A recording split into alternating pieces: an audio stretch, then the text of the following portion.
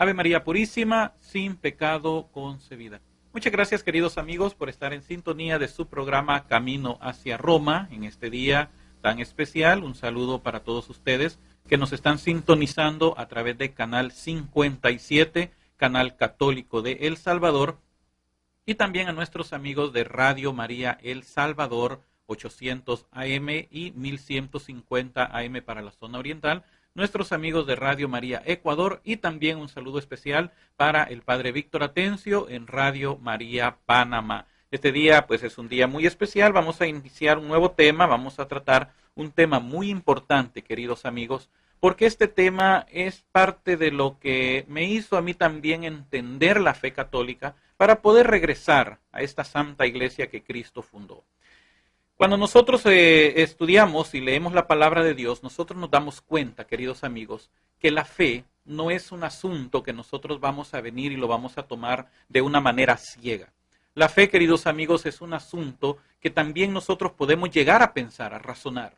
Por mucho tiempo hubieron algunos problemas de interpretación en cuanto a la fe y la razón, que dicen de que nosotros no podemos razonar la fe, sino que un asunto es la fe y otro asunto es la razón, y son dos cosas totalmente diferentes que no pueden mezclarse. Pero mis queridos amigos, cuando nosotros leemos la palabra de Dios y si nosotros nos damos cuenta que también somos seres pensantes, nosotros por el hecho de existir, como decía aquel filósofo, pienso, luego existo, por el hecho de ser seres que existimos, también somos seres pensantes. Y parte de esa existencia nuestra es la que nos permite a nosotros tener un conocimiento, una clara percepción de nuestro entorno y nos permite, queridos amigos, poder entender también la fe. La fe no es un asunto que nosotros no vamos a tratar de entender o que no vamos a usar la razón para entenderla.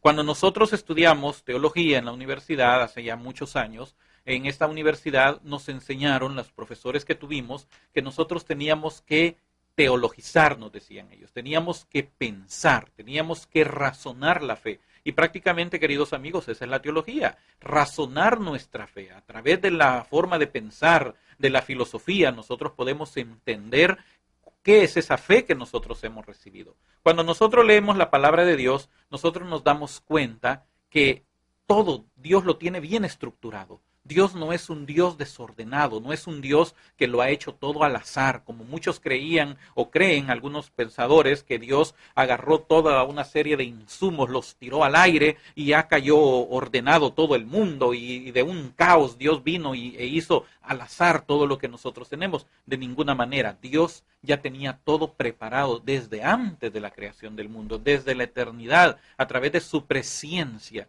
su conocimiento previo, ya él ya tenía todo establecido. Y parte de ese plan nosotros lo encontramos en la palabra de Dios con respecto a nuestra iglesia. El tema que vamos a estar hablando es con respecto a los 4 pilares que sostienen nuestra fe, la fe que nosotros hemos recibido. Cuando leemos la palabra de Dios, yo voy a invitarle, si usted tiene su Biblia o pueda leer junto con nosotros la lectura que se pone en la imagen de la pantalla, en Hechos capítulo 2, versículo 42, la palabra de Dios nos habla de los 4 pilares, las 4 cosas que sostenían la fe de la iglesia primitiva y que son lo que debe de sostener nuestra fe actualmente. Dice la palabra de Dios en Hechos capítulo 2, versículo 42. Se mantenían constantes en la enseñanza de los apóstoles, en la comunión, en la fracción del pan y en las oraciones. Y esta es palabra de Dios. Fíjese que son 4 pilares, son 4 columnas que sostienen nuestra fe. Se mantenían constantes en la enseñanza de los apóstoles. Primer lugar. Segundo lugar, en la comunión. Tercer lugar, en la fracción del pan. Y en cuarto lugar, en la oración. Los 4 pilares que sostienen nuestra fe. Cuando nosotros leemos la palabra de Dios, nosotros vemos que la fe, nuestra iglesia, es como un edificio. Dice San Pedro que nosotros somos las piedras vivas que sostienen la edificación que se llama la iglesia. Usted y yo, queridos amigos, somos esas piedras vivas. Por eso dice San Pedro, somos piedras que estamos vivientes y sostienen el edificio de la fe. Pero este edificio tiene que tener un cimiento. La palabra de Dios nos habla de una roca, la roca fundamental, la roca sobre la cual está establecido todo, y la misma palabra de Dios nos dice que la roca es Cristo. Cristo es la piedra angular sobre la cual están puestos los cimientos. ¿Cuáles son los cimientos de nuestra fe? Lo dice claramente también la palabra de Dios. Nuestra fe está edificada, está cimentada sobre los apóstoles y profetas. Pero hay que entender quiénes son los apóstoles y profetas, porque no me vaya a decir que son ciertos hermanitos por ahí que andan con sombrerito, manga larga y con pañalito en la cabeza. Ellos no son apóstoles, aunque ellos se quieran llamar apóstoles y profetas. La palabra de Dios nos habla de los apóstoles y profetas, que son el cimiento donde está edificada nuestra fe. ¿Quiénes son los profetas? Jesús dijo claramente, todos los profetas llegaron hasta Juan. A partir de Juan se anuncia el reino de Dios. Entonces los profetas fueron todos aquellos que usted encuentra en el Antiguo Testamento que anunciaron la venida del Mesías.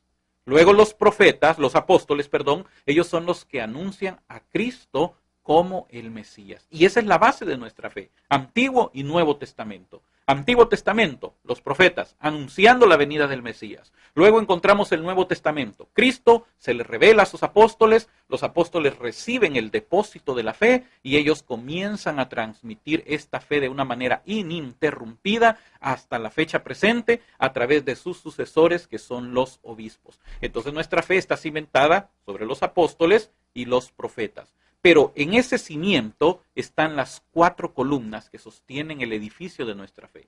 Y esas 4 columnas, de acuerdo a Hechos 2:42, lo volvemos a repetir, es la enseñanza de los apóstoles, la comunión, la fracción del pan y las oraciones. ¿Qué dice el catecismo de la Iglesia Católica con respecto a esta situación? En el numeral 84 del catecismo de la Iglesia Católica dice de la siguiente manera. El depósito sagrado de la fe, depositum fidei, contenido en la sagrada tradición y en la sagrada escritura, fue confiado por los apóstoles al conjunto de la iglesia. Fiel a dicho depósito, el pueblo cristiano entero, unido a sus pastores, persevera siempre en la doctrina apostólica y en la unión, en la Eucaristía y la oración. Y así se realiza una maravillosa concordia de pastores y fieles en conservar, practicar y profesar la fe recibida. Mis queridos amigos, cuando yo leo este numeral del catecismo, como yo les expliqué y les dije en otro programa, el catecismo para mí fue muy básico, muy importante para poder entender la fe católica. Yo me di cuenta, mis queridos amigos, que la fe católica no es algo que simplemente vamos a venir por un emocionalismo, porque hay mucha gente que ha cambiado su fe por aspectos emocionales. Bueno, yo cambié mi fe católica y me fui a una denominación no católica por un aspecto emocional. Yo fui, me gustó, se sintió bonito y por eso me fui. Pero el hecho de regresar a la Iglesia Católica ya no fue parte de una experiencia sensorial, una experiencia de emoción, sino que ya fue algo que tuve que pensar. Y parte de ese pensamiento, parte de ese filosofar, podemos decirlo así, de la fe, yo lo encontré en el catecismo de la Iglesia, porque iba viendo que el catecismo está basado en la Escritura. El mismo catecismo enseña que la base de la teología tiene que ser la palabra de Dios. Y el catecismo está muy vinculado con la palabra de Dios. Y yo encuentro este numeral 84 junto con Hechos capítulo 2, versículo 42, y ahí logré entender que los pilares de la fe han estado presentes desde el primer siglo, desde que comenzó la predicación apostólica, y han mantenido la fe de nuestra iglesia. Y si usted lo volvemos a leer para poderlo entender, dice que la fe, el depósito de la fe, está unido juntamente el pueblo cristiano con sus pastores y persevera siempre en la doctrina apostólica. Y si usted se fijó, leímos en Hechos 2:42 que dice que se mantenían constantes en la enseñanza de los apóstoles. Luego dice el catecismo, en la unión. La Biblia le llama la comunión. En la Eucaristía, Hechos 2:42 le llama la fracción del pan. Y luego en la oración. Igualmente se le llama en Hechos 2:42. Dese cuenta, esto no es al azar, esto no es improvisado. La iglesia lo ha tenido presente desde los primeros siglos y lo ha enseñado. Pero vamos a tratar de desglosar estos puntos para que podamos entender cuáles son los pilares de la fe. Mis queridos amigos, el enemigo ha trabajado muy sutil en la iglesia por muchos siglos. El Señor lo dijo claramente que incluso de adentro se iban a levantar hombres perversos que iban a tratar de destruir la fe. Jesús lo enseña en una de sus parábolas, aquella parábola del trigo y la cizaña, cómo el enemigo ha logrado introducir la cizaña en la iglesia para tratar de destruir la iglesia. Y ahí es donde trata de destruir cualquiera de las 4 columnas. Usted sabe, cuando nosotros tenemos una mesa y una de las patas de esa mesa, una mesa que tenga 4 patas, una de las patas de esa mesa está arruinada, está quebrada o está rajada, no soporta el peso que se va a poner en esa mesa y se puede caer. Entonces el enemigo sabe muy bien que si logra dañar, aunque sea una de las 4 columnas o los 4 pilares que sostienen la fe, puede hacer mucho daño dentro de la iglesia. ¿Qué es lo que nos dice el catecismo? Numeral 84 nuevamente. El depósito sagrado, el depósito de la fe. Cuando nosotros leemos la palabra de Dios, nosotros nos damos cuenta que Jesús tenía muchos discípulos. A veces uno pregunta, ¿cuántos discípulos tenía Jesús? Y la gente dice, oh, tenía 12. No, él tenía miles de personas, miles de discípulos. De esos discípulos él escogió a 12 y los llamó apóstoles, dice la palabra de Dios. Y llamó a estos 12 para que estuvieran con él y para enviarlos a predicar. Entonces vinieron estos 12 apóstoles y reciben de Jesús por 3 años, que fue el tiempo que Jesús estuvo con ellos enseñándoles, ellos reciben el depósito de la fe. Muchos creen que todo lo que dice la Biblia es todo lo que tenemos que creer y si algo no lo dice la Biblia, no hay que creerlo, que en la Biblia está contenido toda la revelación de Dios. Eso no es cierto, porque dice la palabra de Dios claramente que Jesús se apartaba con sus discípulos y les enseñaba muchas cosas, pero no dice la Biblia qué cosa les enseñaba. También dice San Juan que si se escribiera todo lo que Jesús habló, todo lo que Jesús enseñó, no cabrían los libros en este mundo. Entonces él reunía a sus apóstoles y les enseñaba en privado. A ellos les hablaba claramente, sin parábolas, como dice mismo la misma palabra de Dios. Entonces él deposita ese sagrado misterio, ese depósito de la fe en sus apóstoles. Cuando Jesús resucita, antes de ascender al cielo, les da la orden. Ahora vayan a todas las naciones. Etnos, la palabra nación o la palabra que aparece ahí, vayan a todas las gentes, es una palabra griega que se dice etnos, quiere decir grupo de personas, grupo de gente. Vayan a todas las naciones y prediquen este evangelio. Sanen a los que estén enfermos, liberen a los que estén endemoniados y les da la gran comisión, como se menciona en Mateo capítulo 28. Vayan y prediquen este evangelio, bauticen el nombre del Padre, del Hijo y del Espíritu Santo y les da la comisión de ir a todas las naciones. Y los apóstoles comienzan a evangelizar, a predicar, comienzan a ir a todos los diferentes lugares a llevar este mensaje de la fe. Si usted se da cuenta, queridos amigos, cuando nosotros leemos la misma palabra de Dios y la historia, nos damos cuenta de un detalle bien interesante. Por eso dice el catecismo que este depósito sagrado de la fe, contenido en 2 elementos importantes, la sagrada tradición y la sagrada escritura, fue confiado por los apóstoles al conjunto de la iglesia. Y encontramos 2 cosas importantes, tradición y escritura. Decíamos en un programa anterior que lastimosamente el protestantismo no entiende lo que significa la tradición. En un afán por atacar a la iglesia, ha tratado de desvirtuar la tradición, ocupando o malinterpretando aquellos textos que Jesús menciona, en donde él reprocha la tradición de algunos fariseos, pero porque no estaban aplicando bien lo importante de la ley, que es el amor y la misericordia. Entonces Jesús dice, ustedes han invalidado el mandamiento de Dios por seguir vuestra tradición. Algunas Biblias no católicas han manipulado el texto tradición, que quiere decir enseñanza, y han puesto esa palabra tradición cuando Jesús condena a la actitud de estos religiosos, pero cuando San Pablo está diciendo, ustedes hacen bien en seguir mis, ya no ocupan la palabra tradición, sino que ocupan la palabra enseñanza, para dejar la palabra tradición solo en la parte que Jesús condena. Pero la palabra tradición es el conjunto. Vino Jesús y él transmite a través de la tradición, a través de la predicación a sus apóstoles, de la enseñanza, él transmite la fe. Luego estos apóstoles comienzan a expandirse, comienzan a predicar, comienzan a llevar esta tradición. Y por más de 300, casi 400 años, queridos amigos, la palabra de Dios, la tradición o la predicación, mejor dicho, fue simplemente oral, fue una palabra, una transmisión oral de la tradición, de la enseñanza de los apóstoles. Quiere decir que no había Biblia. Eso quiere decir que no había una traducción como nosotros la tenemos ahora, un libro que ellos andaban cargando bajo el brazo y llegaban a las iglesias o llegaban a los parques y abrían el libro y empezaban a predicar. Por más de 300 años no hubo Biblia. Fue hasta que la Iglesia Católica en un concilio se reúne y establece qué libros iban a ser los libros inspirados, como lo hemos dicho en otros programas. Pero volviendo a este tema, los apóstoles predican, tradición oral. Ellos vienen y hablan. Y aquí es donde surgen los primeros evangelios. Por ejemplo, el evangelio de Marcos. Juan Marcos era sobrino de Bernabé. En cierta ocasión sale con Bernabé y con Pablo a una labor misionera. En esa época Marcos era un muchacho pues joven, inmaduro, inexperto. Él no sabía muy bien cómo desenvolverse en un aspecto ya misionero. No soportó lo fuerte de la misión y abandona el trabajo misionero, abandona a Pablo y a su acompañante, a su mismo tío, y se retira de la misión y se aparta por un tiempo. Cuando se da el segundo viaje, viene Bernabé y quiere volver a llevar a su sobrino.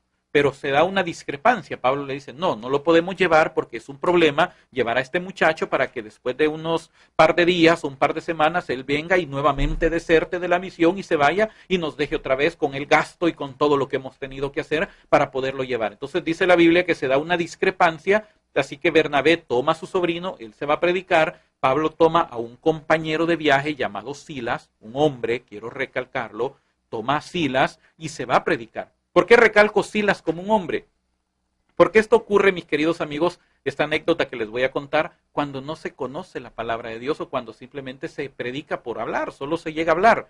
Una vez yo estaba escuchando un programa de radio no católico, una emisora no católica, y estaban poniendo a un predicador, a un pastor, estaba predicando él. Y es de este tipo de pastores que dicen que no hay necesidad de estudiar, que para poder predicar lo único que usted necesita es tener la Biblia, saber leer, ábrala y como dice el Salmo, abre tu boca y yo la llenaré. Usted solo donde le caiga la Biblia abierta y el dedo, ese versículo es lo que Dios quiere hablar. Y hay muchos pastores que así predican y no enseñan nada. Pues este señor en ese programa, él estaba gritando que Pablo había tomado a su esposa Silas y se había ido a predicar el evangelio. Queridos amigos, Pablo era soltero y Silas era un hombre, un compañero de viaje de él. Y ese es el problema cuando no entendemos muchos aspectos o no hemos estudiado. Pablo toma a Silas, va a predicar, Bernabé toma a Marcos y ahí se pierde el rastro de Marcos por un tiempo. Porque después encontramos a San Pedro en donde él está recomendando en una de sus epístolas a Marcos. De acuerdo a la tradición, a la enseñanza de la iglesia, a los escritos extrabíblicos, Marcos después se convierte en discípulo de Pedro. Luego Marcos comienza a ir y a viajar juntamente con Pedro y cuando Marcos escuchaba la predicación de Pedro, Marcos iba tomando nota de lo que Pedro iba predicando y así se formó el Evangelio de Marcos. Lucas era un médico, era acompañante de Pablo, él siempre viajaba con Pablo también cuando San Pablo andaba predicando y Lucas también, él iba anotando las predicaciones. Ahí es donde surge el Evangelio de San Lucas. Mateo fue testigo ocular, San Juan fue testigo ocular y así hubieron otros evangelios que se llaman los evangelios apócrifos que no entraron en el canon de la Biblia, pero que también fue parte de la enseñanza que escucharon de estos apóstoles. A esto se le llama la sagrada tradición. Luego San Pablo escribe sus cartas, Juan escribe sus cartas, pero aparte de eso hubo mucha más literatura, como acabo de mencionar, que no entró en el canon bíblico. Pero todo esto se le llama la sagrada tradición. Los apóstoles predicaron oralmente. Esa fue la primera predicación por muchos y ha sido la predicación de la iglesia hasta la fecha. Usted va a misa y usted se sienta y escucha la lectura de la palabra de Dios. La primera lectura, escuche el Salmo. Los domingos o fiestas cuando hay segunda lectura y luego lo más importante cuando es la lectura del Evangelio. Entonces escuchamos la predicación oral de la palabra de Dios. Dice aquí que, leyendo siempre lo que dice, que este depósito sagrado fue depositado, contenido en la sagrada tradición, en la sagrada escritura, y fue confiado por los apóstoles al conjunto de la iglesia. ¿Qué es lo que hacen los apóstoles? Luego los apóstoles comienzan a predicar, pero como todos sabemos, la mayoría, por no decir todos, excepto Juan, pasaron por el martirio. Pero ¿qué es lo que San Pablo le recomienda a Timoteo? Tú lo que tienes que hacer es, escoge hombres idóneos, fieles, no neófitos, no recién convertidos, y transmíteles el depósito de la fe. Transmíteles este depósito que tú has aprendido de mí, ahora transmíteselo a otras personas. Y aquí es donde comienza lo que la iglesia le llama la sucesión apostólica. Mis queridos amigos, ese es otro de los argumentos que nosotros no podemos negar en cuanto a la fe. Hay una sucesión apostólica desde nuestros apóstoles, desde el Papa, ininterrumpida hasta el tiempo de los apóstoles, de los primeros 12 apóstoles de nuestro Señor Jesucristo. Entonces es algo que nosotros no podemos negar. Está históricamente comprobado que podemos rastrear una sucesión apostólica. Entonces el objetivo, lo que hace Jesús es transmite esta fe a los apóstoles y estos apóstoles transmiten la fe a otras personas, los ordenan obispos, ordenan presbíteros y así se va trasladando, se va llevando, se va transmitiendo la fe hasta nuestros días. Sigue diciendo el catecismo, fiel a dicho depósito, el pueblo cristiano entero. ¿Quién es el pueblo cristiano entero? El Papa, los obispos en comunión con el Papa, el clero y nosotros los fieles laicos, los religiosos, el pueblo cristiano entero, unido a sus pastores. Esto es algo muy importante, queridos amigos. Lo importante de nuestra fe como católicos es que tenemos que mantener esa unión, esa común unión con el magisterio de la iglesia, con nuestros presbíteros, con nuestro obispo, con el Papa. Tenemos que mantenernos en esa unión. La enseñanza de ellos nosotros tenemos que tomarla, aceptarla, entenderla, creerla y profesarla también, unida a los pastores. ¿Qué es lo que hace el pueblo cristiano unido a sus pastores? Persevera siempre. ¿Qué es lo que decía Hechos 2:42? Dice que se mantenían constantes, perseverando. Cuando hablamos de constancia, quiere decir que no había variación. Ellos se mantenían constantes en estos 4 pilares de la fe. Y dice el catecismo que el pueblo cristiano entero, unido a sus pastores, persevera siempre en, y da los 4 pilares basados o tomados del libro de los Hechos, en la doctrina apostólica, en la unión, en la Eucaristía y en la oración. Y así se realiza, dice el catecismo, una maravillosa concordia de pastores y fieles. Entonces venimos nosotros y estamos unidos, cimentados bajo esos 4 pilares, trabajando juntos en la obra del Señor, creciendo en esta obra y dice acá que se realiza una maravillosa concordia, pastores y fieles, en 3 elementos importantes: conservar, practicar y profesar la fe que nosotros hemos recibido. Conservar, practicar y profesar. Son 3 elementos importantes. Nosotros conservamos nuestra fe, cuidamos nuestra fe. Nosotros hasta cierto punto tenemos que decir, protegemos nuestra fe. No tenemos que dejar, queridos amigos, que nuestra fe esté en riesgo o esté en peligro por estar siguiendo otro tipo de enseñanzas contrarias a la fe católica. Conservamos nuestra fe. Pero aparte de eso, también practicamos nuestra fe. Somos católicos que vivimos nuestra fe. Somos católicos que conocemos nuestra fe. Somos católicos que no solamente vamos a cumplir el precepto, como mucha gente va a misa y después de que sale de misa, sale dándose un respiro y dice, oh, ya cumplí. No, estamos realmente nosotros practicando la fe. No es cosa de solamente ir a oír misa, como se decía antes. Voy a ir a oír, pero simplemente nos volvíamos oidores olvidadizos. Solamente nos sentábamos a oír, pero no a escuchar, no a aprender, no a entender, mucho menos después a practicar lo que se ha hablado. Y luego habla de profesar la fe, mostrarle al mundo, mostrarle a la sociedad, mostrarle a mi vecino, mostrarle a mi familia que yo soy cristiano, que yo estoy caminando de acuerdo a los lineamientos de la palabra de Dios y de la doctrina de nuestra iglesia. Y así se realiza esa maravillosa concordia, dice el catecismo. Pero vamos a ver ahora en detalle estos pilares. ¿Cómo nosotros podemos entender estos 4 pilares? En primer lugar, dice que se mantenían constantes. Mis queridos amigos, no tenemos que bajar la guardia nunca. Tenemos que ser constantes. Nosotros no tenemos que ser, como dicen algunas personas por ahí, que seamos cristianos como las veletas. Usted sabe, una veleta que se deja llevar por el viento, cualquier viento, y eso lo dice la palabra de Dios, muchos se dejan llevar por cualquier viento de doctrina y se engañan o se dejan engañar. No, tenemos que ser constantes. En primer lugar, tenemos que ser constantes, asiduos a la enseñanza de los apóstoles. Aquí viene la primera parte. Esto es uno de los pilares más difíciles, más, ¿cómo decirle? Que el enemigo ha tratado de destruir y lo ha destruido prácticamente, lo ha tratado de tambalear. No lo ha botado del todo, pero ha dañado mucho a la iglesia a través de la enseñanza de los apóstoles. ¿En qué sentido? 1 Corintios capítulo 11, versículo 2. Yo leo en la Biblia de Jerusalén y dice 1 Corintios 11, 2. Os alabo porque en todas las cosas, dice San Pablo, os acordáis de mí y conserváis las tradiciones tal y como las he transmitido. Conserváis las tradiciones, conserváis las enseñanzas. Se ha tenido ahora el mal concepto de tratar de conceptualizar la palabra tradición con costumbre. No quiere decir tradición, no es costumbre. Esas son costumbres. Dice, es que en nosotros la tradición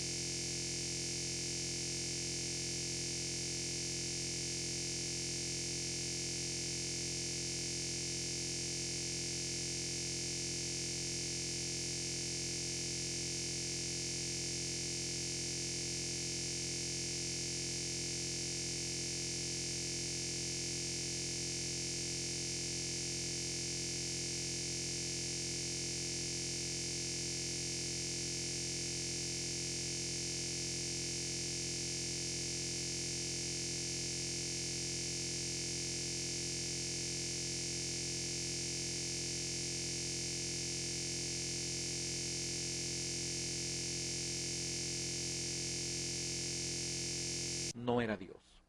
Empezó a decir que Jesús era un hombre como cualquiera, que él era un ángel que Dios había escogido, que no era Dios, no podía ser Dios porque Dios no puede morir y por lo tanto Jesús no podía ser Dios. Este hombre enseñó su herejía hace muchos siglos y sabe que el enemigo, mis queridos amigos, no es original. Él es, como decirle, no copión, pero él no es original, él no inventa cosas nuevas. Él lo que ha hecho es que las mismas herejías que él implantó, trató de meter en los cristianos en los primeros siglos, a través de estos 20 siglos de la historia de la iglesia, lo que ha hecho es que después de cierto tiempo las ha retomado nuevamente, las ha como reciclado, les ha cambiado nombres y ahora se llaman de otra forma. El arrianismo, que negaba la existencia de Cristo como Dios, decía que Jesús no podía ser Dios, negaba la existencia del infierno, niega tantos aspectos importantes, niega el alma en el ser humano. Estas mismas herejías ahora se llaman de otra manera y usted los va a encontrar los días domingos en la mañana, andan vendiendo, o ahora parece que las regalan unas revistas y le andan hablando de un supuesto reino que ellos ni siquiera entienden que es ese reino, pero andan hablándole de todas estas cosas, pero cuando usted profundiza en la doctrina de esta gente, ya le hablan que Jesús no es Dios y le hablan de tantas cosas. Lo único que pueden tener en común todos estos grupos, queridos amigos, es el ataque hacia la iglesia. Dos cosas tienen en común. Usan la misma Biblia y el mismo ataque a la iglesia. La misma Biblia, aunque no la interpretan igual entre ellos, pero el ataque a la iglesia siempre es constante. Luego aparecen otras doctrinas donde sí, Jesús podía haber sido Dios, pero que Jesús recibe la divinidad en el momento del bautismo, en el momento que el Espíritu Santo desciende sobre él, pero en el momento de la cruz el Espíritu Santo se retira de él, ahí nuevamente él pierde su categoría de Dios y se vuelve hombre, a tal punto que él mismo expresa en la cruz, Dios mío, ¿por qué me has abandonado? Quiere decir que en ese momento él dejó de ser Dios y se convierte en hombre porque como Dios no podía morir. Entonces han inventado tantas herejías, queridos amigos. Y cuando la palabra de Dios nos enseña, nos dice San Pablo, yo los alabo porque ustedes han conservado estas enseñanzas como yo se las transmití. No han dejado que entren doctrinas equivocadas en la iglesia. Y sabe una cosa, querido amigo, lastimosamente, en nuestra iglesia, el enemigo se está infiltrando con muchas doctrinas. Usted puede asistir a algunos grupos de oración. Yo he tenido la oportunidad de ir a muchos lugares y en esos lugares yo he podido observar que algunas personas están infiltrando doctrina. Ellos tal vez no lo hacen con una mala intención, sino que ellos pues han recibido algún tipo de enseñanza fuera de la Iglesia Católica y creen que pueden implementar esas enseñanzas dentro de la Iglesia Católica. Tal vez lo están haciendo con la intención de implementar más la fe de la gente, sin darse cuenta que pueden estar dañando la fe. Y el enemigo es muy sutil como se está introduciendo con ciertas doctrinas dentro de nuestra iglesia. Eso me recuerda a mí a una historia que a lo mejor usted leyó alguna vez, que es el caballo de Troya. Si usted nunca ha leído esa historia, no el libro que escribió cierto autor, sino que la historia propiamente de la mitología griega, del tiempo de los griegos. Habla de una guerra que hubo entre los espartanos y otro grupo, otra ciudad, porque uno de ellos había robado la esposa de este rey y se la había llevado para Troya, los troyanos y los espartanos. Entonces este rey, este hermano del rey de Troya, se había robado a esta mujer y entonces el espartano, él despechado, le hizo la guerra a Troya, pero Troya era una fortaleza que no la podían vencer. Entonces lo que hizo, y de acuerdo a esa historia, es una leyenda griega, entonces tuvieron esa ciudad sitiada por 10 años y no pudieron derrotarla. Al final se les ocurre una idea. Vienen ellos, mandan una embajada de paz, agarran sus barcos, se retiran todos y lo que hacen es que desarman unos barcos y con la madera de esos barcos construyen un caballo gigantesco y lo van a dejar en la puerta de la entrada de la ciudad de Troya y ellos se van. Cuando los troyanos vieron, ya no habían barcos, ya no habían soldados, ya no había sitio y lo único que encontraron fue un caballo como supuestamente un símbolo de paz, que se terminaba la guerra. Vinieron los troyanos, abrieron las puertas de su ciudad, entraron el caballo, pero cerraron las puertas nuevamente. Pero lo que hicieron fue fiesta. Celebraron que se terminó la guerra, pero lo que no sabían ellos, que adentro de ese caballo habían soldados escondidos. Cuando todos estaban dormidos, estaban pues quizás hasta borrachos de la celebración y que ya no podían ni levantarse, en la oscuridad de la noche, estos soldados escondidos bajaron de ese caballo, abrieron las puertas de la ciudad y ya los demás soldados estaban afuera esperando ese momento para poder entrar y destruir la ciudad. Mis queridos amigos, el enemigo está haciendo lo mismo en nuestra iglesia. Está metiéndonos caballos de Troya en cuanto a doctrina. Muchas doctrinas están entrando a través de la música inclusive.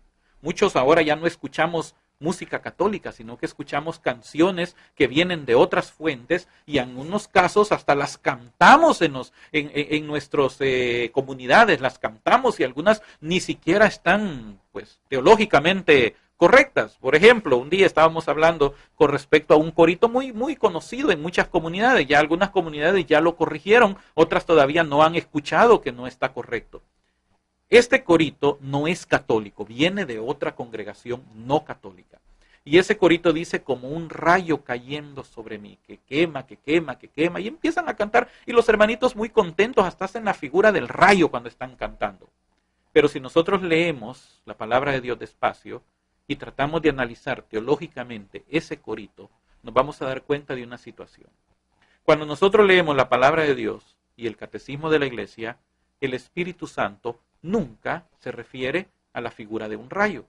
Siempre lo encontramos con la figura de fuego, de un viento, de aceite, de agua, pero nunca como rayo. Si usted toma su Biblia y su Biblia tiene una concordancia y usted busca la palabra rayo, usted se va a dar cuenta que la referencia que aparece como rayo es cuando Jesús dice, yo vi a Satanás caer del cielo como un rayo. Entonces, muchos vienen, algún hermanito hizo este corito muy bonito para algunos que dice como un rayo cayendo sobre mí, refiriéndose al Espíritu Santo. El Espíritu Santo no se representa como un rayo, Satanás se representa como un rayo. Ahora muchos lo han cambiado y dicen como un fuego cayendo sobre mí. Eso sí está correcto. Pero aquí viene el problema. ¿De dónde tomaron ese corito? Ese coro no viene de la Iglesia Católica, viene de una iglesia fuera, de una congregación fuera de la Iglesia Católica. Y como dice el dicho, como muestra un botón, dése cuenta cómo a través de la música también, de las alabanzas, que no son católicas, está entrándose las doctrinas no católicas en nuestra iglesia. Es lo que dice aquí la palabra de Dios. Nosotros no estamos conservando las tradiciones como las hemos recibido. Estamos ahora inventando, improvisando, dejándonos llevar por la parte emotiva. Queridos amigos, las emociones son malos consejeros. Mucha gente se ha equivocado en su fe por seguir emociones. Yo le pido a Dios, y esa es parte de mi labor como misionero, es parte de mi labor de estarle ayudando a usted como laico también, de estarnos motivando unos a otros a que conozcamos nuestra fe católica para que no caigamos en el error que yo caí hace 20 años, más de 20 años, de venir y por algo que se sintió bonito, yo me fui de la iglesia. No, podamos entender y conocer esta fe. Segundo lugar, para ir, ya vamos a terminar este programa, pero vamos a continuar en el siguiente programa este tema. Segundo lugar, habla acerca de la convivencia fraterna. La palabra de Dios le habla en la comunión, eran constantes en la comunión. El catecismo le habla acerca de la unión, la convivencia fraterna. Esa es otra de las columnas que sostienen nuestra fe. Ya hablamos de la enseñanza de los apóstoles. Hoy vamos a ver la otra columna importante que es la convivencia fraterna, el amor entre nosotros como cristianos, el compañerismo entre cristianos. Libro de los Hechos, capítulo 4, versículo 32. La multitud de los creyentes tenía un solo corazón y una sola alma. Nadie consideraba sus bienes como propios, sino que todo lo tenían ellos en común. Los apóstoles daban testimonio de la resurrección del Señor Jesús con gran poder y gozaban todos de gran simpatía. No había entre ellos ningún necesitado, porque todos los que poseían campos o casas los vendían, traían el importe de las ventas y lo ponían a los pies de los apóstoles, y se repartía a cada uno según su necesidad. José, llamado por los apóstoles Bernabé, que significa hijo de la exhortación, levita y originario de Chipre, tenía un campo. Lo vendió, trajo el importe y lo puso a los pies de los apóstoles. Entonces encontramos acá en la palabra de Dios que los creyentes tenían un solo corazón y una sola alma, y que no había ese egoísmo, no había esa situación de que esto es mío, esto es tuyo, yo tengo más que tú y que tú tienes menos que yo y que tú siéntate por allá porque andas todo andrajoso. Y acuérdese que hasta el mismo Santiago reprochaba esa situación. No podemos decir que somos cristianos si menospreciamos a otra persona. Entonces los apóstoles, junto con la gente, con los fieles, ellos venían y estaban con un solo corazón y una sola alma. Dice que no habían necesitado, sino que venía la gente y de propia voluntad. La iglesia no los obligaba. De propia voluntad vendían sus posesiones, reunían el dinero y se ayudaban mutuamente. No habían pobres en ese momento. Todo lo que tenían era de todos. Había una comunión, una común unión. Y dice aquí también que los apóstoles predicaban la resurrección, daban testimonio de la resurrección del Señor Jesús con gran poder. Y aquí encontramos algo bien característico de la primera iglesia. Había un poder muy importante. Usted se acuerda que dice la palabra de Dios que solo la sombra de Pedro sanaba a los enfermos. Y hasta Corito se ha hecho de eso, que con la sombra de Pedro se sanaban los enfermos. Y una vez escuchaba a una persona, y eso se habla mucho fuera de la iglesia católica. Imagínense, hace 30 años, 25 años que yo salí de la iglesia católica, que se hablaba acerca del avivamiento. Señor, manda un avivamiento como en la época apostólica, que cuando nosotros oremos por los enfermos se sanen, los paralíticos se levanten, los ciegos puedan ver, los sordos puedan oír. Señor, que podamos tener un avivamiento. Y se hablaba mucho del avivamiento. Creen que una de las señales antes de la venida de Cristo es que va a haber un avivamiento, que toda la gente se va a salir de la iglesia católica y se va a ir con ellos. Pero no entienden lo que significa el avivamiento. En nuestra iglesia también hay mucha gente que está pidiendo nuevamente poder tener el poder de los apóstoles, de la iglesia primitiva. Pero hay un problema. Hace unos años atrás, yo vi una película que me gustó mucho, una película de un superhéroe en el cine, y en esta película el tío le decía a este muchacho que se había convertido en un superhéroe, hablándole sobre el poder, le decía algo, una frase que quedó muy grabada en mi corazón, y esta frase dice: todo poder conlleva una responsabilidad. Nosotros ahora estamos pidiéndole poder, pero no queremos no queremos asumir la responsabilidad que conlleva el poder. ¿Por qué le estoy diciendo esto? Porque dice aquí que ellos, todos los cristianos del primer siglo, vivían en una comunión. Los apóstoles daban testimonio con gran poder. Había un gran avivamiento. Y muchos decimos, Señor, devuélvenos ese mismo poder a nosotros, a la iglesia. Pero no nos conviene, queridos amigos. Y le voy a explicar por qué. No nos conviene mientras no entendamos y no convirtamos nuestro corazón al Señor. En el libro de los Hechos, siempre, capítulo 5, versículo del 1 en adelante, nos narra la historia de un hombre llamado Ananías. Dice la palabra de Dios, un hombre llamado Ananías, de acuerdo con su mujer Zafira, vendió una propiedad y se quedó con una parte del precio, sabiéndolo también su mujer. La otra parte la trajo y la puso a los pies de los apóstoles. ¿Qué era la costumbre? Vender un terreno y traer el dinero a los apóstoles. ¿Era obligación? No era obligación, era ya un acto de amor que cada quien hacía. ¿Qué fue lo que hizo Ananías? Tenía un terreno y lo vendió, por ponerle una cifra en nuestra época, en $10,000. Pero ¿qué es lo que hizo Ananías? De esos $10,000, él tomó 3 para él. Y llegó a la iglesia delante de los apóstoles y solamente llevó 7. Y le dijo a los apóstoles, acabo de vender mi terreno y aquí están los $7,000 que me acaban de dar por mi terreno. Pero como al Espíritu Santo no se le puede mentir, Pedro le dijo, Ananías, ¿cómo es que Satanás se adueñó de tu corazón para mentir al Espíritu Santo y quedarte con parte del precio del campo? ¿Es que no era tuyo mientras lo tenías? Y una vez vendido, ¿no podías disponer del precio? ¿Por qué determinaste en tu corazón hacer esto? No has mentido a los hombres, sino a Dios. ¿Qué fue lo que estaba haciendo Ananías?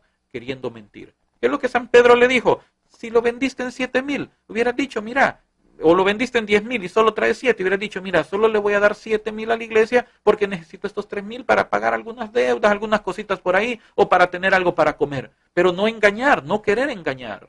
Entonces dice aquí la palabra de Dios que al oír Ananías estas palabras, cayó y expiró. Y un gran temor se apoderó de todos cuanto lo oyeron. Se levantaron los jóvenes, le amortajaron y le llevaron a enterrar. Unas 3 horas más tarde entró su mujer, que ignoraba lo ocurrido. Pedro le preguntó, dime, ¿habéis vendido el campo en tanto? Ella respondió, sí, en eso. Estaba de acuerdo su mujer con Ananías. Y Pedro le replicó, ¿cómo os habéis puesto de acuerdo para poner a prueba el Espíritu del Señor? Mira, aquí a la puerta están los pies de los que han enterrado a tu marido, ellos te llevarán también a ti. Y la mujer cayó y se murió en ese momento. Queridos amigos, ¿por qué estoy diciendo esto? Muchos estamos clamando el poder de la iglesia primitiva, pero nos damos cuenta que ese poder conlleva una responsabilidad. ¿Qué cree que ocurriría si tuviéramos este poder en esta época? ¿Qué cree que ocurriría que así como estos hombres que quisieron mentir al Espíritu Santo y murieron adentro de la iglesia, murieron delante de Pedro, qué cree que ocurriría después de cada Eucaristía, queridos amigos? ¿Qué cree que ocurriría cada vez que alguien vas a comulgar en pecado mortal no confesado, no arrepentido? ¿Qué cree que ocurriría en el momento que la hostia, que el cuerpo de Cristo toca su lengua? Mis queridos amigos, nuestras iglesias serían, pues después de misa, un desfile de carros fúnebres sacando a tanto cuerpo de ahí, queridos amigos. Lo dice aquí que los jóvenes fueron a enterrar a estas personas. Los jóvenes en nuestras iglesias pues no darían abasto enterrando a tanta gente que moriría después de cada misa al nomás recibir el cuerpo de Cristo, porque mucha gente está profanando el cuerpo de Cristo de esa manera. Con la misma lengua donde reciben el cuerpo de Cristo, con esa misma lengua están denigrando, destruyendo, están blasfemando o están ultrajando el honor de una persona a través del chisme, la calumnia, qué sé yo. Qué terrible fuera para la iglesia en esos momentos, queridos amigos. Qué terrible fuera todos estos domingos. Y yo pienso que los únicos beneficiados serían las funerarias, porque sabrían que el domingo es cuando más trabajarían, llegarían a todas las iglesias y hasta pues ni quizás abasto darían tanto carro fúnebre. Estamos pidiendo el poder, pero no queremos la responsabilidad. Hay un cantante no católico que él hizo una canción hace muchos años que a mí me gustó y para terminar este programa se lo quiero leer. Estamos hablando de la comunión. Él decía, y fíjese que es un cantante no católico, pero que está dando un mensaje que realmente debería de estremecer no solo a los no católicos, también a nosotros como católicos. Dice él en su letra, antes, esta canción se llama Cristianos, antes se les llamaban nazarenos, después cristianos. Hoy no saben cómo llamar a cada grupo. Hay tantos. Queridos amigos, ¿qué significa esto? El enemigo ha logrado entrar a través de la comunión, destruyendo la comunión, dividiendo la iglesia a través del pleito dentro de nosotros mismos. Sigue diciendo esta letra: antes al mirarles se decían, ved cómo se aman. Hoy al contemplarlos se repiten, ved cómo se separan. ¿Quién sabrá quién de ellos tiene la verdad? ¿Cómo ha conseguido el enemigo robarnos el terreno? Hemos comenzado a hacer murallas olvidando lo primero, que no hay cristianismo verdadero detrás de una careta. Si no reflejamos a Jesús, perdemos nuestra meta. Luego sigue diciendo esta persona, antes tenían todo en común y oraban en la noche. Hoy compiten por saber quién tiene mejor casa y mejor coche. Antes morían abrazados en la arena del circo romano. Hoy discuten si al orar hay que alzar o no las manos. Y esto es bien triste, queridos amigos. Dice, unos creen en profecías, otros no. Unos predican la fe, otros el amor. Unos hablan lenguas, otros presumen de virtud. Y el mundo muere sin ver la luz. El enemigo ha logrado destruir hasta cierto punto la comunión que nosotros como cristianos deberíamos de tener. Dice la palabra de Dios en el pasaje que leímos de Hechos, que ellos se mantenían constantes en la comunión, en la común unión. Se mantenían asiduos en la convivencia fraterna. Queridos amigos, este es uno de los pilares también importantes de nuestra fe. No dejemos que el enemigo meta la división en nuestra iglesia. Ha dividido la iglesia en muchas ocasiones. Y lastimosamente, pues todos conocemos desde hace muchos siglos cómo ha venido dividiendo, ha querido dividir a la iglesia y lastimosamente no la divide porque la iglesia no se puede dividir. Lo que ha hecho es sacar a personas de la comunión de la iglesia, que es sacramento universal de salvación. Eso es lo único que ha logrado. La iglesia no la divide. Lo que hace es sacar a estas pobres personas, como yo lo fui en una época, de la comunión de la iglesia, que ha recibido el depósito de la fe. Por eso, queridos amigos, tenemos que estar seguros de nuestra fe, conocer nuestra fe y, como decía el catecismo, tenemos que junto con nuestros pastores conservar, practicar y profesar esta fe que nosotros hemos recibido.